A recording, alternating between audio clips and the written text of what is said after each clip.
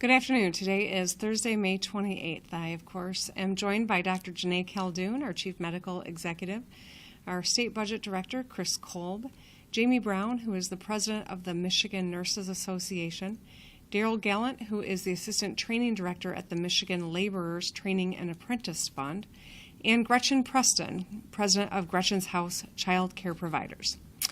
For the past 12 weeks, we have taken swift and aggressive action to fight the COVID-19 pandemic.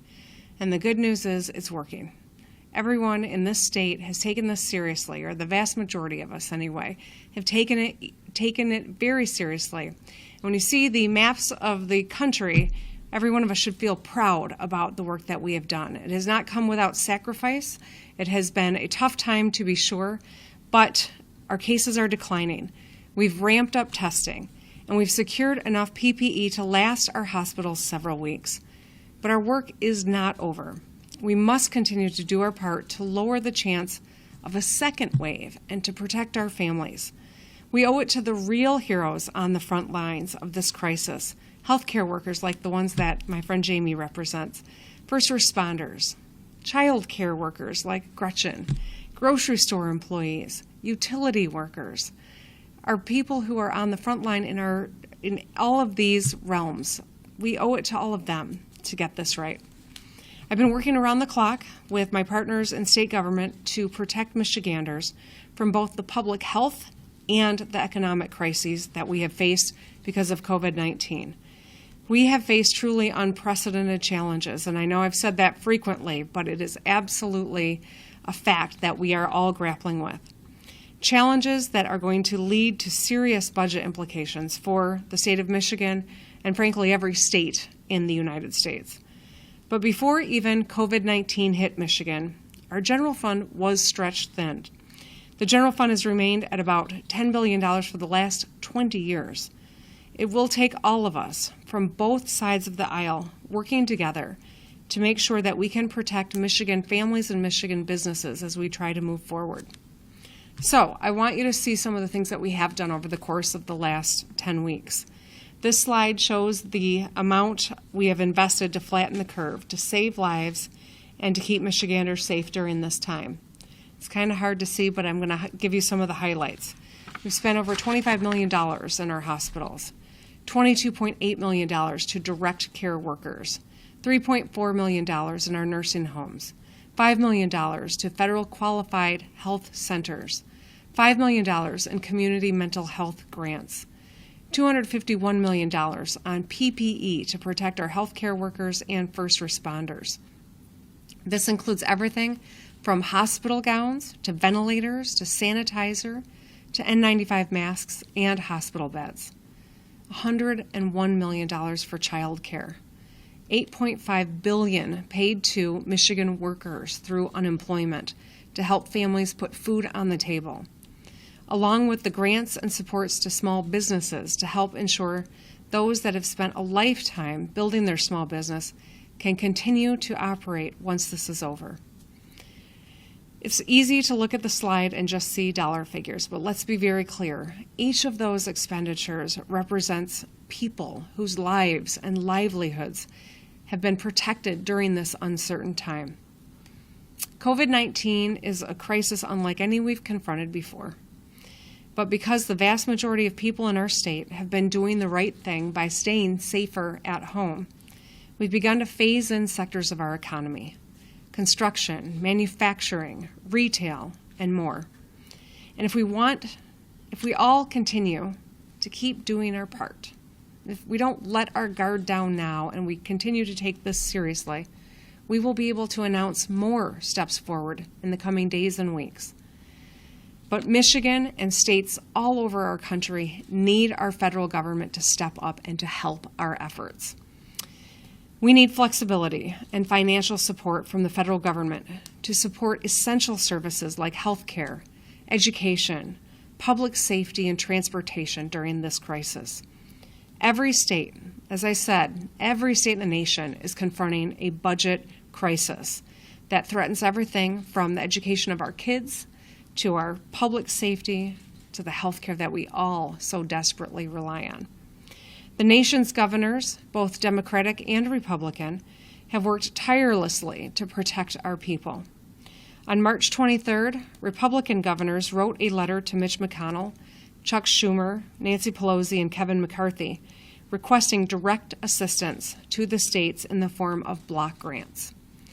They said, and I quote, "COVID-19 has put an unprecedented burden on state governments. States are spending heavily on the response to the virus at a time when many are at the end of their budget year and revenues are down because of limited economic activity. A block grant to each state would provide the certainty we need to continue providing critical services at a high level when they are needed now more than ever." And Governors Larry Hogan and Andrew Cuomo, the chair and the vice chair of the NGA, issued a joint statement in April calling on the federal government to provide assistance to states. Right now, the language in the CARES Act does not allow states the ability to use federal funding for existing items in the budget, even if they've been affected by lost revenue due to COVID-19. Congress needs to come together soon so that Michigan and every state across our country can account for the COVID impact to our existing budgets. Neither the virus nor the economic distress stops at state line or party line. We need our partners on both sides of the aisle in Washington to come together and pass a plan to aid states in our recovery. We need them to provide sufficient and flexible aid to mitigate this economic crisis that every one of us is going through. None of us can afford to let this devolve into a partisan issue. COVID-19 does not pick sides. Senate Majority Leader Shirkey said, "I'm ready to roll up my sleeves and go to work to arm wrestle with the federal government when it comes to funding our schools." Now that's the enthusiasm I'm looking for in my partners here in Michigan and our partners at the federal government who represent all of us here in Michigan. President Trump called this a war, and that's exactly what it is. So we need to act like it. In World War II, Americans dropped everything they were doing so that they could build planes or tanks. They rationed food and took care of one another. They worked together. They recognized it was a temporary sacrifice. It was until we had beaten the enemy. Our enemy now is not one another. Our enemy is a virus called COVID-19, and we must work together to fight it and to protect Michigan and Michiganders from the economic impact it has caused. Michigan is not alone. States across the country are facing budget challenges due to COVID-19. That's why my administration has taken a number of actions to mitigate the impact this virus has had on our state budget. I've taken a 10% pay cut through the end of the fiscal year, and my executive team and cabinet have taken a voluntary 5% pay cut. State employees have stepped up, and they have made sacrifices to be a part of the solution. Their sacrifices yielded over $80 million in gross savings to our state. I've also signed an executive order to implement a temporary hiring and discretionary spending freeze. These choices have been hard, and they weigh heavily on me every day, but it was the right thing to do in order to ensure that the essential services we provide will continue and to find savings where we can. It is a start, but $80 million in savings is not much when you're looking at a $3 billion problem. I'm hopeful that our partners in the federal government will do their part and work together to provide relief for states like Michigan. Moving forward, these are my budget priorities for Michigan families. I've always said that the budget is not just numbers on a spreadsheet. It's a statement of our values. During these unprecedented times, we must work together to ensure resources for our schools, our communities, and our workers. And that means prioritizing funding for school classrooms and literacy programs to help our kids get the skills they need. This is my top priority as we work on the budget. And based on his previous statement, I hope and believe the Senate Majority Leader shares that commitment. It also means funding police and fire protection to protect our local communities. It means continuing to ensure workers are safe when they go back on the job, paying first responders hazard pay for their critical work on the front lines, and extending unemployment benefits to those who will struggle to get back into the workforce. We also have a responsibility as leaders to protect the health and safety of Michiganders. Moving forward, I will work to prioritize funding for vaccine research at Michigan's research universities, continuing to support our Rebuilding Michigan bonding program to start fixing state roads right now and keep drivers safe, and paid sick and family leave to protect workers on the job. There's a lot we need to get done beyond the budget. Going forward, I'll push a policy agenda that prioritizes greater access to health care and high-quality child care for families. We'll support worker retraining through the Futures for Frontliners program to provide opportunities to our frontline heroes, the front line of this pandemic. This program will offer tuition-free college opportunities for the people who have risked their own health to take care of everyone else. It will help more workers acquire technical certificates, associate degrees at community colleges, and potentially bachelor's degrees at our universities once this crisis is over. A return to school plan that actually prioritizes the safety of our kids and equity in our classrooms. And we must support the small businesses that have been impacted by this virus. That means helping to implement changes they need to make in order to keep our workplaces safe. It means providing grants to small businesses that have been negatively impacted by COVID-19 and enhancing consumer protections that protect consumers' pocketbooks and public health. My guests here today will talk about the importance of these priorities for Michigan families, like high-quality child care. Our child care workers are some of the heroes on the front lines of this pandemic, people that often are overlooked, but yet they're working hard on our behalf because they're helping the front line go to work with confidence their kids are going to be okay. Daryl will speak in a moment on the importance of getting back to work on Rebuilding Michigan plan to ensure everyone can drive to work and drop their kids off safely. Over the past 12 weeks, I've dedicated all of my attention to protecting Michiganders from the spread of COVID-19. Now is the time to work hard to ensure support for our working families is in the state budget. I want to be clear, there are no easy solutions here. There will be hard choices, but I am eager to work with the legislature to advocate for the support that we need from the federal government. I know we have shared priorities when it comes to protecting the people of our state, and the vast majority of these issues are not partisan in nature. They're crucial to ensure important services for everyone in this state. I'm ready to work with everyone who wants to help fix problems. We've got to do this right. So I'm hoping that President Trump and Senator Mitch McConnell will do the right thing and provide states like Michigan with the budget supports we need to protect our families. We can't do it on our own. We need a partner in the federal government. This is a crisis unlike anything we've ever seen. I know I've said that many times, but the enormity of this is substantial. I'm hopeful that our federal partners across the aisle in Washington, D.C. will take action to give us the support that Michigan and all states in our country need right now. It's on all of us to work together and to get it done. And with that, I'll ask Dr. J to come and address you.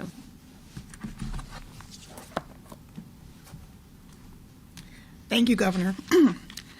Today we announced 56,014 cases of COVID-19 in the state and 5,372 deaths. We continue to see reductions in new cases in all regions across the state. However, there is variability in how the disease is spreading regionally. The northern Lower Peninsula and the Upper Peninsula continue to see low rates of cases, and the rate of cases remains relatively unchanged.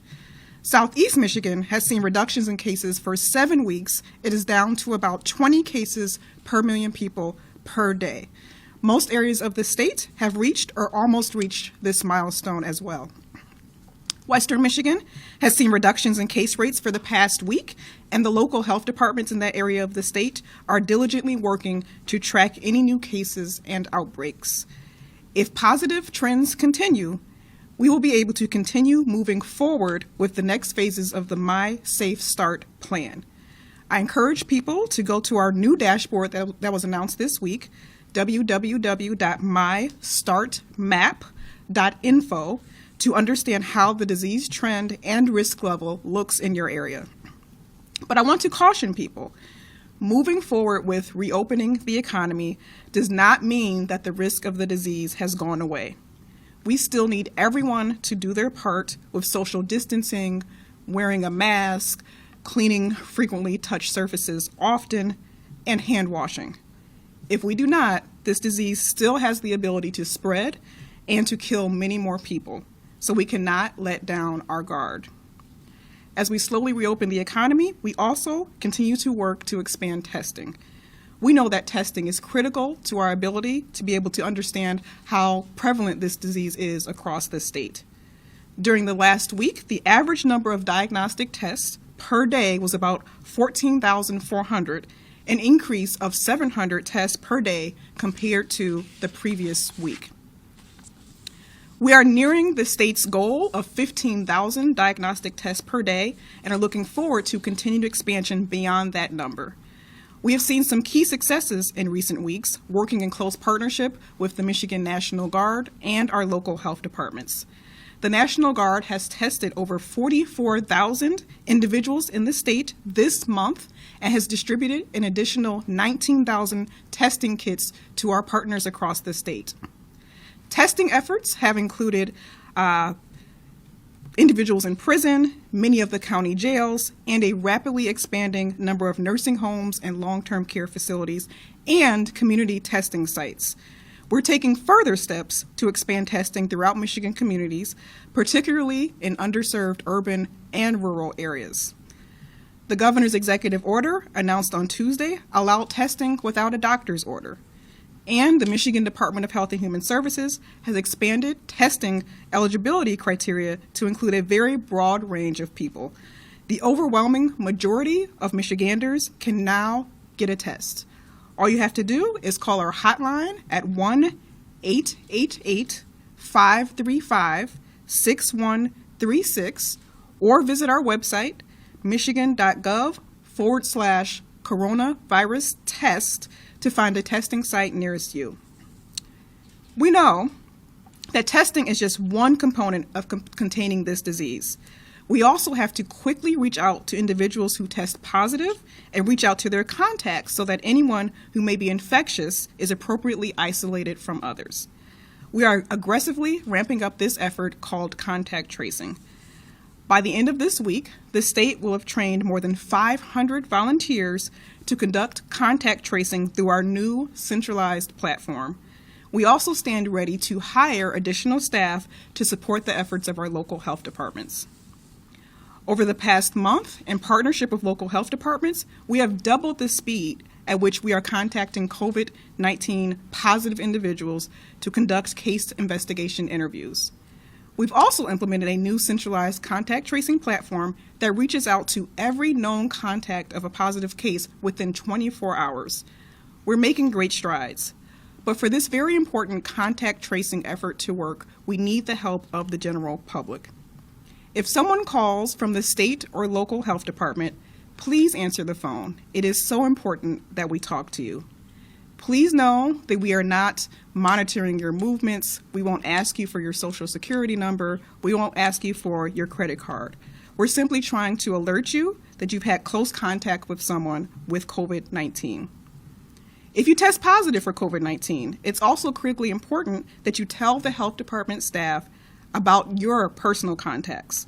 Some people have been hesitant to share this information with us, but if you do not do so, we cannot notify other people of the risk, and more people could get seriously ill or even die.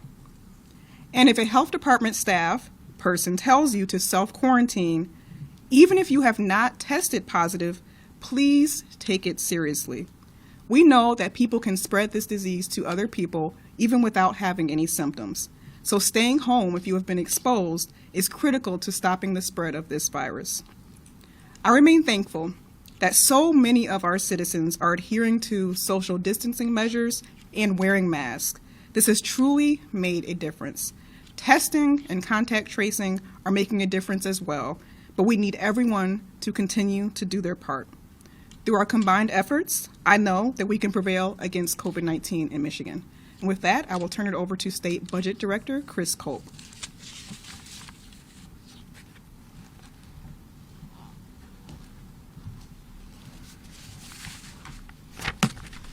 Thank you. 2 weeks ago, we reached agreement on economic and revenue figures at the Consensus Revenue Estimating Conference. Facing a $6.2 billion loss of revenue over the remaining of this year and next is not news that any state budget director wants to hear. But we knew that the COVID-19 would create tremendous challenges for the budget, which is exactly why we need help from Washington, just like every other state. Given the uncertainty in the economy created by COVID-19, we now have another revenue estimating conference planned for this summer. Another couple months of tax collections and economic data will give us additional information needed to finalize the FY21 budget. We know the legislature will have its own ideas on how to address these budget challenges, and I'm ready to work with them. But with a general fund that has been flat for more than 20 years, there's very little left to cut from state government without impacting essential and critical services and programs. Over 80% of the state general fund and school aid fund support schools, local communities, public safety, and health care.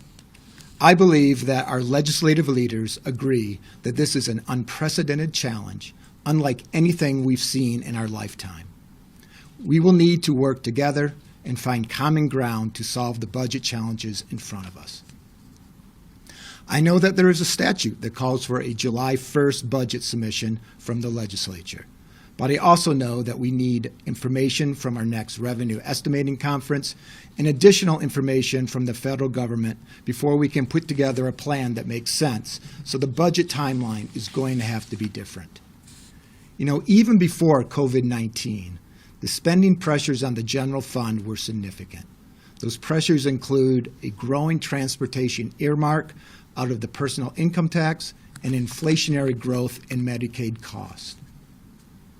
Right now, the language in the CARES Act does not allow states the ability to use federal dollars for existing items in the budget that are affected by the loss of revenue. Congress must come together so Michigan and all of the states across this country can account for the COVID impact to our existing budgets. The State Budget Office is already starting a comprehensive review of everything in the state budget, working with departments and agencies on various budget scenarios. We are forced to take a hard look at everything. But the fact of the matter is, department budgets are already skinny, and there's simply no way to cut our way out of this just by looking at state budgets. 3/4 of discretionary state spending goes out to other entities, as I said, like schools, local governments, healthcare providers. The state's rainy day fund currently stands at just over $1.2 billion. Even if we used every single penny in that fund, we won't be able to solve or close our budget problem. A broader solution is needed, and Congress must come together to provide it. Without more funding and more flexibility in existing federal funds, state and local governments will be unable to provide existing critical support for education, public safety, and health care. So let me close by saying that Michigan is a well-managed state with a good credit rating and a healthy rainy day fund. Our revenue shortfall is a direct result of COVID-19 and the economic toll it has taken. This is a 50-state problem. This is as bad, if not worse, than the Great Recession. And the only way we made it through that recession was with direct support from the federal government. We need them to step up again now. Ms. Brown?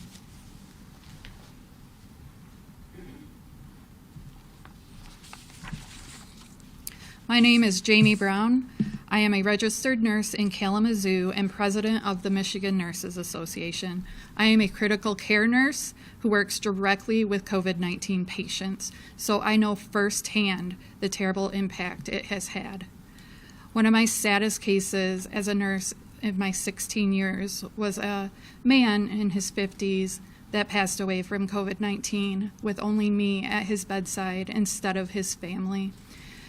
His wife was also in the intensive care unit, and luckily she has survived. There are kinds of tragedies still happening every day in our state. Nurses have been on the front line of this pandemic every step of the way, working to protect our patients and our communities while also trying to protect ourselves. Like some of my colleagues, I have sent my children away to keep them safe. On behalf of nurses across Michigan, I want to thank Governor Whitmer for her leadership.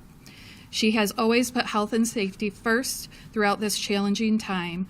Without her actions, there would have been more illnesses and more deaths in our state. We cannot forget the tremendous cost of the human life of this virus. The economic cost of this virus has deeply affected people's lives as well. We see our patients, that families all across Michigan are hurting, whether it is unemployment, high medical bills, or struggling to keep a small business alive. Layoffs and underemployment are hitting all segments of Michigan, including nurses and other healthcare workers.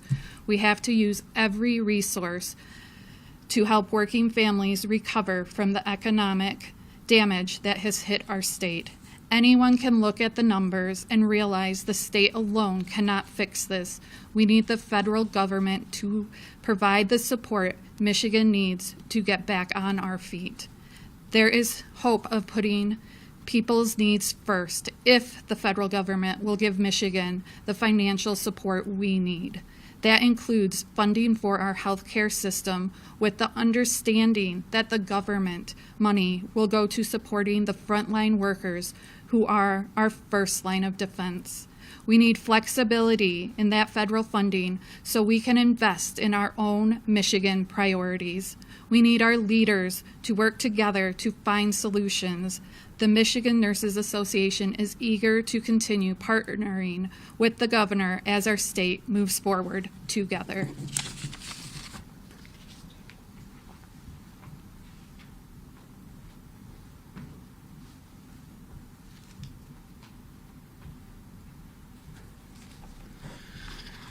Good afternoon. I'm Daryl Gallen. I'm the training director at Michigan Labor's Training and Apprenticeship Institute. We're the training arm for the Labor's Union. We have an organization of 13,000 members in the state of Michigan, and we work hard at rebuilding this state every day. I spent the first half of my career in infrastructure repair and heavy highway work, and the second half of my career I spent at the training center, basically teaching what now is young adults and how to work productively and safe in construction. Currently, I help manage 4 training sites in the state of Michigan, and we train between 4,000 and 5,000 students every year. Prior to this pandemic, most of our training took place in a traditional classroom setting, so 15, 20 students in a class sitting literally a foot or two apart from each other. We know now currently that we can't do it that way. So then that was our challenge, what do we do? Can good come from bad, So we had to look at the situation. The pandemic forced us to think about alternative teaching methods. Shortly after shutting down the training centers, 2 of our big signatory contractors called me. They said they were wondering how to deal with the coronavirus outbreak and what they were going to do. We needed to adapt quick, right? We needed to learn how to train from a distance. We needed to teach our contractors what they needed to know how to clean and disinfect hazardous areas and what protocols they needed to follow to maintain a safe workplace. So we took action. We learned to use the different virtual classrooms like Zoom and that. And then me and my coworkers, we learned online training, right? So really quickly, we went out and purchased the LMS system, and we built 5 classes because we were like, we're having a conversation. Well, what do they need? What do our contractors need to work during the current pandemic? So we put together a COVID-19 awareness for construction class, an infectious disease control class, a bloodborne pathogen class, and a hazardous communication class. So then our contractors were able to go online, still maintaining social distance, and take those classes And those 5 classes provided the foundation for our workers to be able to go out, clean, disinfect, and work safely in construction in a productive manner.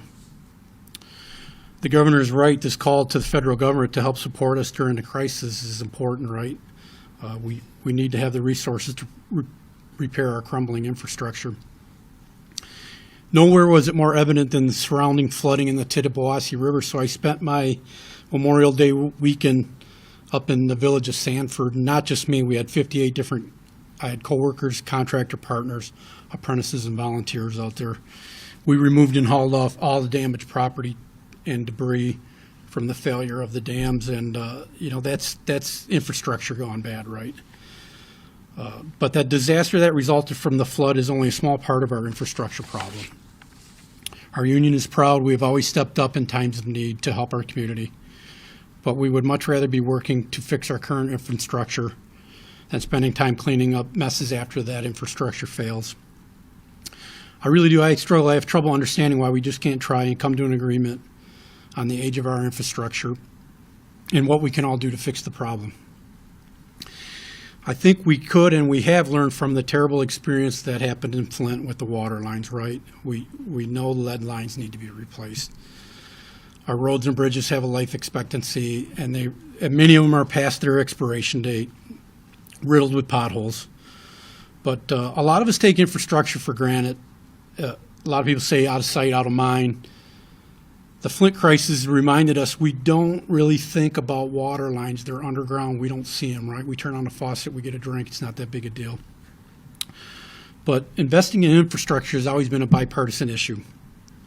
Our union has been proud to support leaders on both sides of the aisle. That we like to support people that understand that these investments create jobs, and those jobs are good for business. But fixing infrastructure takes a skilled workforce. Updating our infrastructure creates jobs that pay our residents a living wage and a decent career for their future. We do need help from the federal government to fix our infrastructure and to put people back to work. Every winter I get really crazy busy at the training center. We always have new generations, Gen Y and Gen Z, pouring in the training center, and they're excited about learning how to fix our infrastructure. And we get disappointed, right, because the funding seems to go away. All these young people that we train to go to work, the funding doesn't always materialize, and then they drift back to do what they were currently doing. So it kind of breaks my heart. But we're excited to work with the governor, and I'm excited to work with both political parties. We want to hammer out a productive solution to give hardworking Michiganders an opportunity for a career in skilled trades. We know that we can provide a decent wage, decent health care, and a pension where they can retire with dignity while rebuilding Michigan's crumbling infrastructure. And I'd like to thank the governor for the opportunity to share my thoughts today on fixing the great state of Michigan. Thank you. Gretchen?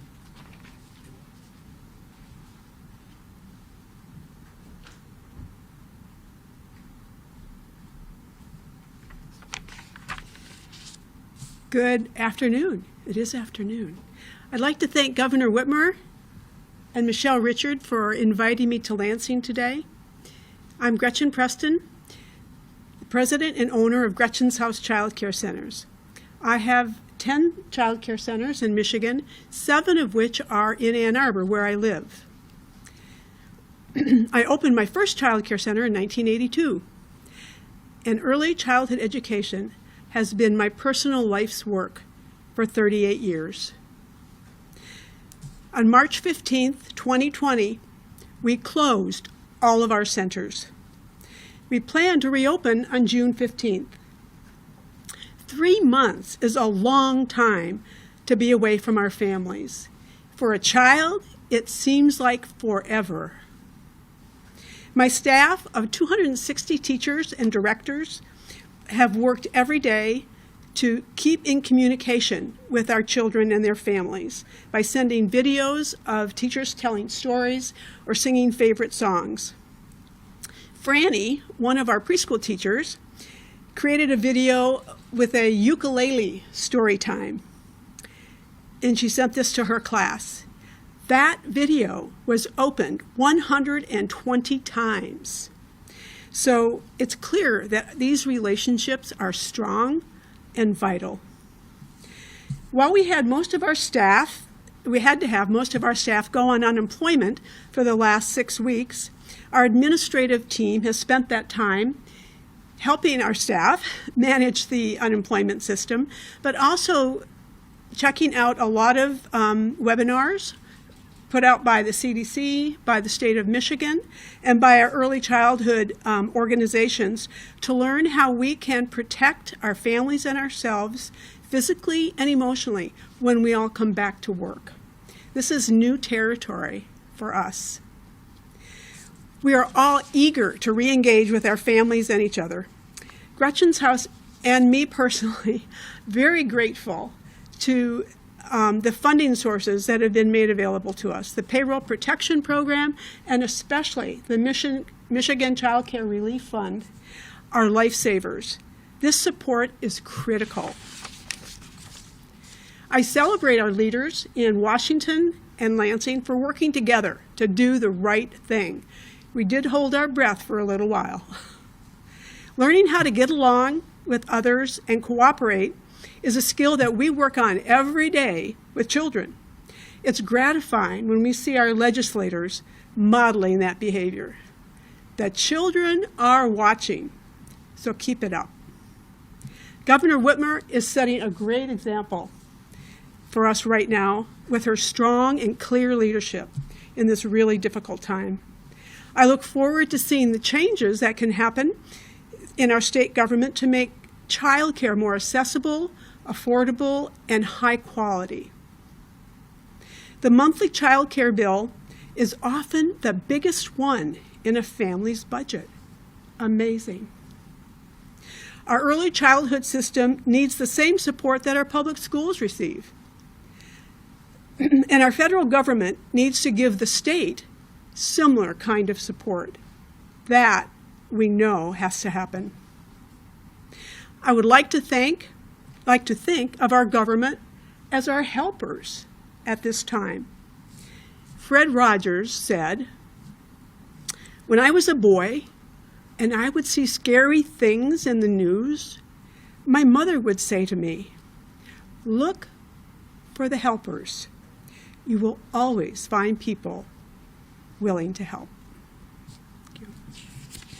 Thank you, Gretchen. Well, we started with the Gretchen and we closed with the Gretchen. Gretchen, thank you so much. Daryl, Jamie, appreciate it. Director Kolb, and of course, Dr. J. And I particularly appreciate closing with a quote from Mr. Rogers. I love that. All right. With that, I think we should open it up for a few questions. Governor, a lot of people are asking why there hasn't been a ban on COVID-19 patients in nursing homes. Can you comment on that? So I clearly am going to hand the majority of answering this question to Dr. J. Obviously, we, like states across the country and other countries across the world, have been learning an incredible amount about COVID-19, it being a novel virus. The amount that we've learned just in the last 8 weeks is dramatically different from what we knew as we were watching the cases exponentially rise. With that, obviously, the clear indication is that our older people are more susceptible, and in congregate care facilities that is exacerbated. And because of that, we have taken actions to protect people in nursing homes, to articulate early on that we wouldn't have visitors anymore, that it was going to be monitored very closely. We took a lot of actions early on. Clearly, COVID patients being discharged from a hospital, we wanted to make sure that they had a place to go. And so as we have tried to address this so that we kept people safe but also give them a place to return to, we've had to strike a balance here. And I think, as we continue to learn, we continue to improve. And with that, I'll hand it over to Dr. J to talk a little bit more about our policies. Yes, it's been incredibly disheartening to see the number of nursing home residents who have gotten sick. Director Gordon, the director of the Department of Health and Human Services, spoke yesterday about our cases being 9% of cases and at least 23% of our deaths, and we believe that is an undercount. So what we've done is made sure that our nursing facilities, they only accept patients if they have the appropriate PPE or if they've been able to create a dedicated unit. We still have to do more work to get this right, to make sure that our nursing home residents have someplace safe to go, and we continue to work on that.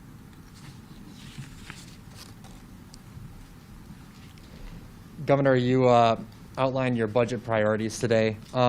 By laying these out, do you mean to say that you will not accept cuts in any of these areas?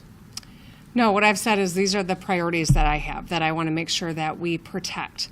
Clearly, our ability to do that, though, is dependent on Mitch McConnell and Donald Trump getting this fourth supplemental done. I'm not saying it has to look exactly like what Speaker Pelosi authored, although if it did, that would be great. But we need to find some common ground here because states like Michigan, all across this country, we're grappling with the same things. And we know that if we have to sustain cuts because the federal government doesn't help us, that they are going to hit, critical things that maybe are even more important in a pandemic, like public safety, public health, public education, and that's what we want to avoid. And a quick follow-up on your top priority, education funding. Are per-pupil funding cuts avoidable even without federal help? Well, I think that they are, but it's going to be absolutely essential that the legislature will be a partner in avoiding that. First and foremost, though, the bottom line really is that we need additional flexibility and resources from the federal government. We have a $3 billion crisis, and it is because of COVID-19.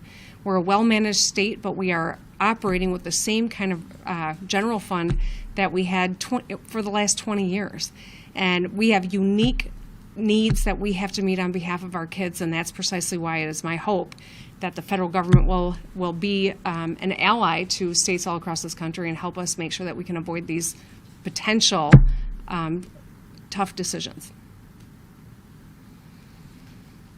Governor, you indicated a few weeks ago that you would wait till the end of the month to see if Congress acted on providing additional aid to the state to backfill those budget holes that we're going to be facing. What's the time period where you have to start making those cuts if we don't receive federal aid? We're almost at the end of the month. It's my understanding that they are poised to take some action in the next couple of weeks. That's what we're hearing. Of course, no one anticipated that they would take a 10-day vacation associated with Memorial Day.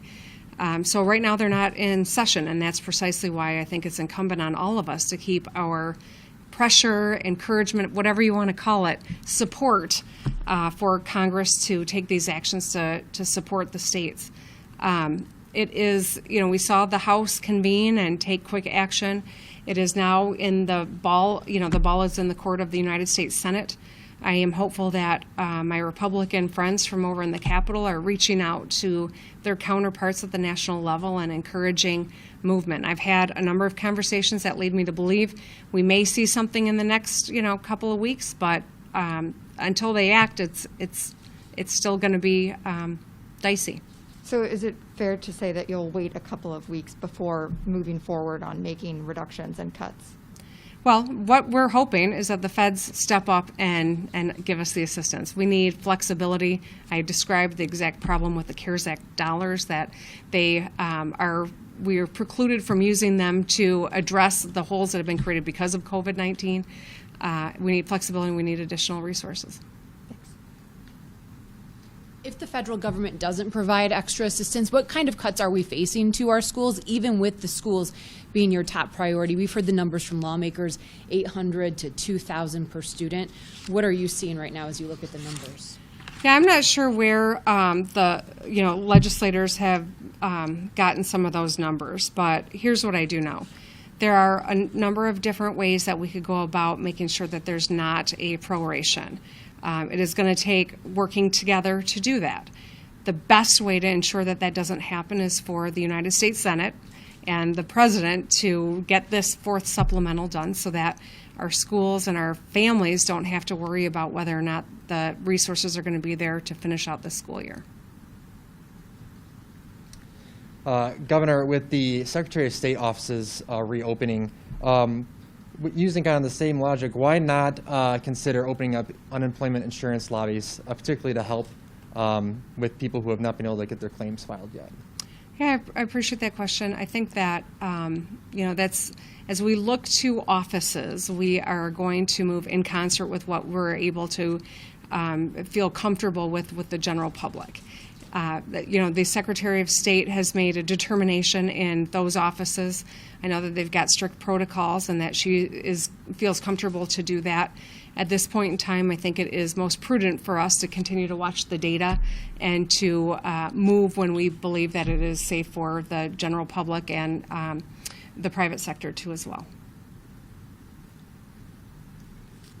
In an email, a health department official said that your office gave the green light on the contract tracing agreement with Coalhouse that you later canceled, and another email showed that your communications director was aware of the vendor before the contract was signed. Who else in your office knew, and when did you know? I told you that when I found out about the contract, I told them to cancel it, and I found out about it after it had been entered into by the department. It did not go through the usual process, and that is a problem that we have fixed. With regard to my communications director, he's my communications director. He's an excellent communications director, but he is not a person that signs off on state contracts. So any interpretation from someone at the department that implied that was a part of his role was absolutely incorrect. And was there anybody else in your office who was aware? I can't tell you. I can tell you that I did not know that this contract had been entered into by the department, and as soon as it became known to me, I told them to cancel it, and they did. What's your reaction to the Safe Salons for Michigan Coalition plan that they submitted as they look for coming up with a plan to reopen and saying, hey, if we do this, can we open? I'm grateful that these small business owners have come together to be a part of the solution. That is what we need now more than ever. I want more than anybody to keep turning the knob and get back into, opening up, re-engaging all of these different sectors of the economy. Anyone who implies that this is something that I don't want just can't even, speak with certainty, because this has been really hard on our state budget. And this has been hard on our people. This has been hard on our family budgets. It has been a stressful time. And I'm as worried as anybody about our economy. But I know that our economy will not be strong if we don't get the public health side strong as well. And that's why we've got to keep following the science. I am happy that this group of leaders came together to promulgate what they think are best practices. There's certainly something that we will examine and build into our plan where it makes sense as we re-engage. And just know that as people keep doing their part, wearing their masks, staying home, knowing that being home is safer, it's okay to go out. But be smart when you do. Wear your mask, stay away from others. The more we do this, the more likely and sooner we can take that next step. And that's what every single one of us, I think, wants. I'm incredibly proud of our state. When I look at how we rank compared to other states in this country, we have pushed that curve down. We have saved thousands of lives in Michigan. We have made it more likely that we can keep turning this dial and re-engage, which means it's a shorter economic pain. I'm not minimizing the anxiety that people are confronting, but the fact of the matter is we've got to keep doing the next right thing. And I'd be happy to work with this group to make sure that their expertise is incorporated in whatever protocols that we promulgate. Governor, have you given any thought on how to repair your relationship with the Senate Majority Leader? So, I was very distressed to see his comments on the Senate floor yesterday, to be honest. Not only were they just wildly inaccurate, but that was incredibly inappropriate, too. He has my phone number and could have called me if he had a question about the veracity of any of the statements or actions that I have taken or my staff, or even if he had simply listened to his own staff, he would have known that what he said was totally inaccurate. We have serious issues to confront, and to be successful requires every one of us to stop politicizing what's going on and to focus on getting this right. I really believe what Michelle Obama said, which is when they go low, we go high. And so I'm not going to go allegation for allegation. He called me names earlier on. You know what I did? I sent him a cake. That's what going high looks like.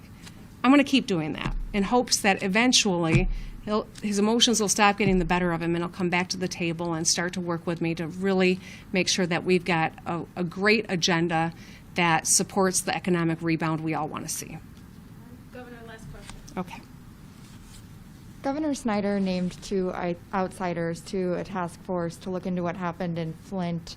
Why not do the same with the Edenville Dam situation? Doesn't Eagle have an inherent conflict in investigating itself? So a couple of things. Number one, with regard to Flint, I mean, decisions were made to save money that were at the expense of people's lives. With regard to this dam, it is something that was under federal oversight for an incredibly long time. Private ownership that is, I think there's a lot to be understood about that private ownership. And the decisions that were made require a certain level of expertise to really dig in and understand all of the different machinations here. And because of that, we need the experts to be the ones to begin the investigation. Now, we certainly are opening it up so that FERC has a role here, so that the Attorney General's office has a role. We are ensuring that, I believe even FEMA may be taking a role in that. This is going to take a certain level of expertise that you can't just pick another random department to oversee this. It's got to be done by the experts, and we'll do everything to make sure that we get an accurate portrayal. A lot of this handover happened, of course, before I took office. Certainly a lot of things have happened in the intervening months, but it's been decades of disinvestment that's contributed to the crisis that we have in our infrastructure in this state. And I think everyone knows that that's something that I've been passionately trying to address. Thank you. All right, thank you. Oh, are we done? Did you already cut me off? Okay. Before we end, I wanted to acknowledge a couple of nice things. I think it's really important that we do that. So this was a mask that was made for me by an 11-year-old named Kennedy. She sent it to me, and I'm grateful, and I wore it today. This is a bracelet. It is a rubber band bracelet made by a little boy named Gavin up in Alpena. He sent one to me and to Dr. J because he says we all need to band together. I love that. And some other constituents sent this to me, and it is artwork of my dog, Kevin, and it was Dawn and Scott sent that to me. And so I just want people to know I appreciate you. I appreciate you, even if you don't agree with me. Thank you for everyone, the vast majority of you who are doing your part. You're making a difference, and I am proud of the work that we have done together. Thank you. 怎么又晚了？这诊所太远了，这里多开几间就好了。政府里需要有我们的人，需求才会被听到。哎，你这……哎，你们两个都对，可光说有什么用呢？填好2020年的人口普查，就可以协助公共资金的分配，比如地方医疗，更多的政府席位。想要给自己发声啊，赶紧上网填，打电话也行。请上2020census.gov 完成普查。